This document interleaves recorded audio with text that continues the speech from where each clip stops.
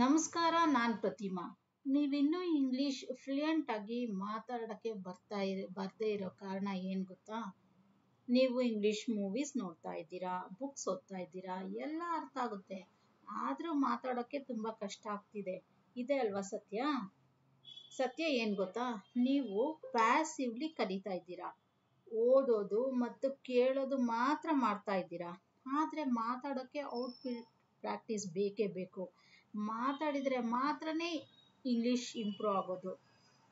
ಹಾಗೆ ಡ್ರೈವ್ ಕಲಿಯೋ ಹಾಗೆ ಇತರರು ಡ್ರೈವ್ ಮಾಡೋದು ನೋಡಿದರೆ ಮಾತ್ರ ನಿಮಗೆ ಬರೋದಿಲ್ಲ ಅಲ್ವಾ? ನೀವು ಪ್ರಾಕ್ಟೀಸ್ ಮಾಡಲೇಬೇಕು ಡ್ರೈವಿಂಗ್ನ. ಇಂದಿನಿಂದ ಪ್ರತಿದಿನ 2 ನಿಮಿಷ ಇಂಗ್ಲಿಷ್ನಲ್ಲಿ ಮಾತಾಡಿ. ನೀವು ದಿನ ಪ್ರಾಕ್ಟೀಸ್ ಮಾಡಿ. ಇಂಗ್ಲಿಷ್ ಎಷ್ಟು ಬೇಗ ಯೂಸ್ ಮಾಡ್ತೀರೋ ಅಷ್ಟೇ ಬೇಗ ನೀವು ಇಂಪ್ರೂವ್ ಆಗ್ತೀರಾ. ಈ ವಿಡಿಯೋ ನಿಮಗೆ ಇಷ್ಟ ಆದರೆ ಕಮೆಂಟ್ ಮಾಡಿ.